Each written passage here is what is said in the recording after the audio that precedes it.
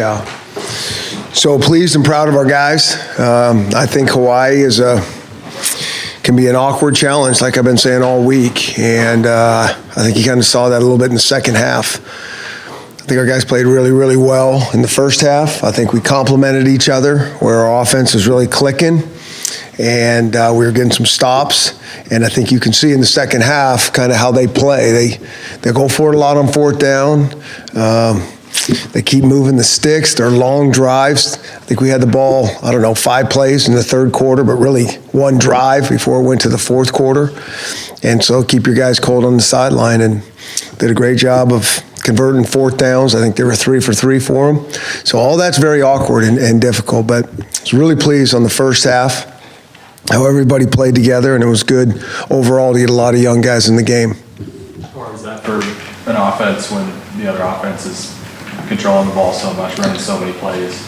Yeah. You better score. That's kind of like playing one of Air Force back in, like, they're going to hold the ball and they're going to eat clock. Hawai'i just does it differently through the pass, and they did a nice job mixing run and pass. I think there was one drive, I think they threw it 7 times and ran it 7 times, which is, not what you expect out of Hawai'i, but they did a nice job keeping us off balance. But guys played good enough together, and it's really good to get a lot of guys on that field and gain experience. Finally breaking through in terms of takeaways in this game, what do you attribute that to?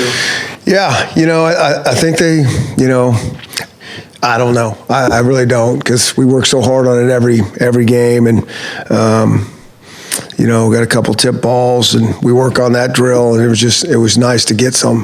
Because the kid's been working for a long time to get these turnovers, and it's been a couple games since we've gotten any, so hopefully they'll keep coming in bunches. Change the game for us. Chris, why do you think the offense was so good in the first quarter? Yeah, that's a good question. I thought we had a nice run-pass balance. I think we had some things dialed up to throw the ball downfield, and early on they were kind of mixing their coverage a little bit good. They were playing, at times they were playing a little bit soft, and we were trying to get behind them, and we couldn't. And then at times they were tightening up, and then Jacob saw them and was able to go over the top. What went into making that first touchdown work, that third play of the game, 47-yarder to Hunter? Yeah. Had some pretty good play action on it, kind of attacking the backers and the safeties right there. And I think when you get a guy wide open like that over the middle of the field, it's usually going to be some sort of pretty good play action, or a busted coverage, which I don't think it was. I think we had some guard action there that they worked pretty good. From the defense, where they were struggling getting off the field at the end of the first half in the third quarter? Yeah, they were just doing a nice job of keeping it either in third and medium. The problem is it can be 3rd and 8, and that's like 3rd and 4 to most offenses, right? That's just what they do. They're just going to read it and throw it down the field in those intermediate sticks areas. And so they did a good job of staying in those situations. And then they got fourth down, I think it was 3 different times. And then, it was 4th and short, or it was 3rd and 2 and 3. And any offense is hard to defend there. We just couldn't get them off the field. What do you like about Richard Newton as a ball carrier in the red zone for you guys? Yeah. I think everybody sees what we see. He puts his pads down and he runs hard. And I'm anxious to put this tape on for a couple reasons, for a couple guys to really look at, and he's one of them. The running backs, it's always hard for us to tell exactly what they're seeing or not seeing on the field. But Rich runs hard, and he ends up finding the end zone. He's a good player. We got to keep progressing. He carries a piece for Salan, Sean, and Richard. Are you confident in all those guys to help you out? Yeah, and we need them. Like we've been saying that all along. That running back position is one that's those guys take a pounding, and for all those guys to kind of spread the wealth equally was really nice to see. I think Keith Bonef always does a really good job of rotating those guys and knowing what they can do and when to put in, who to put in at what time. Is McGrew a different player in any way this season than he has been in the past? Well, I'd hope so. I really would. He's been around here for a while. He's been spending a lot of time in the weight room, and he's seen a lot of the runs that we run. And I think I think we kind of all see he's got pretty good vision and keeps his feet alive. He's got quick feet, and then he can find that hole. And the thing I was liking about Sean is when he was going down, he was still going forward. And, that's something we're always trying to emphasize with those guys. What makes Puka ready to contribute for you guys? Yeah. He's got really super good ball skills. You can see that every day in practice. And he is a smart player. We've thrown a lot at him. We usually have a lot of offense for a new guy that hasn't heard this, before. And so he's gonna keep getting more and more time. We're trying to do that, and he knows that. The faster he can learn this stuff, the more we'll put him on the field. So Jacob mentioned he wasn't super wide open on that throw, open but not totally wide open. Yeah.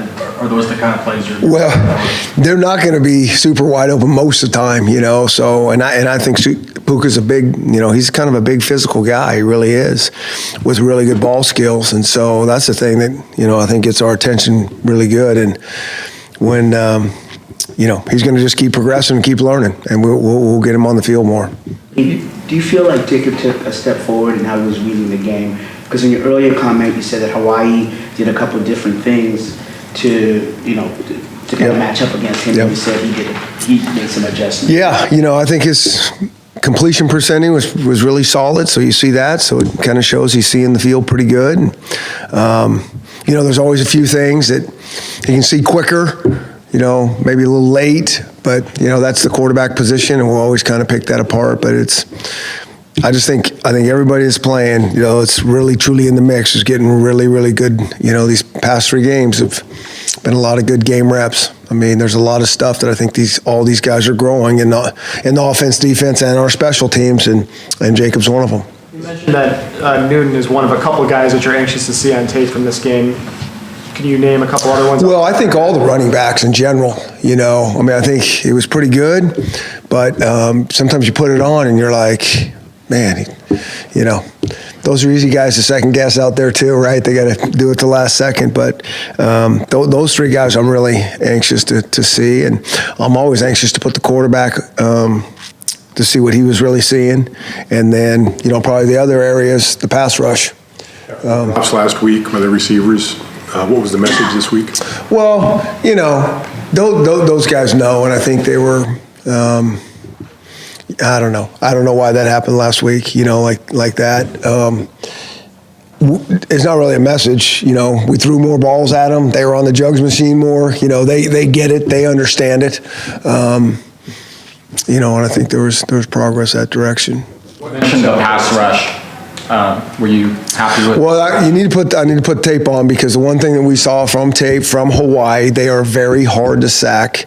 I think their quarterbacks do a nice job of getting that ball out. They do a nice job in pass protection for one, and then when you get close to them, they get it out pretty quick. If you're bringing heat, they know it and they get it out, and if you're not, he'll let the guys work downfield. And so I just want to see who was getting on edges and who was getting close and who wasn't. What jumps out today that you really improved on that we may not have noticed that you're most happy with? Well, I think an explosive start on offense for sure, and I think both sides were kind of feeding off each other. It's just really nice to be able to build a lead. I don't think that happens most every game, and I think that was really important for this game, because Hawai'i can score. They can control the ball from you, and they can score quickly. And I think you saw that in their first 2 games before they got to us. So, I was really pleased that we were scoring when we were getting the ball, to have a little bit of breathing room. Hunter's pass catching ability is pretty obvious. Is he more of a complete tight end than he's been in the past? I think so, because I think we all knew that, and I think his blocking's getting better on the edge, and I think he's gaining confidence there. That'd be another guy that I'm anxious to take a really close look at. But from what I could see, because I was watching him, I think he's improving and getting better there. Coach, this is a rare opportunity for Island Media to come and talk story with you. Zion got in today, Palma, and earlier we saw Tuitele this season. Just your thoughts on how Hawaii kids are doing. Yeah, really well. It's been really great to get a chance to coach those guys, and they're young, and you can see their upside, and they love football. They practice hard. We got some other guys that didn't get in the game, but will eventually, and they really care about football. They care about this team, and we're really proud and happy to have them on, at our university, and we're glad they're dogs. In the third quarter. About Coach Malloy. Yeah, Coach Malloy? Yeah, we're glad he's a dog too. Yeah, I think he still thinks he can make plays on the field, but those days are over. He did that back in the day. But yeah, no, he's awesome. He's, he's just such an awesome person. He gets along so well with everybody, not only in this building, but, people in general. And he's a heck of a football coach, and then all, his roots back in Hawaii. It's awesome to have him here as well. Is there anything you'd seen from Sama in particular recently that made you want to suit him up and get him in? Well, the four game rule changes a lot of things, and it's kind of nice because you never know when you're going to get into a situation where you can get some guys into the game because you don't know how the season's going to go. Injury-wise and all those things. So you get guys in when they can, and then you start to, once you start getting them in the game, then you got to have a little bit of strategy moving forward. In the third quarter, when the offense spends so much time on the sidelines, what's the key to recapturing that momentum you guys had in the first half and closing out the game? Yeah, I mean, you can kind of feel the momentum swinging. They had the ball, I think, twice and capitalized on it. And and then long drives. We had it once, did nothing except for get a holding penalty and go backwards. And then, they held it from us again. So it was nice when we did get it again that we went down there and scored a touchdown to try to gain the momentum back.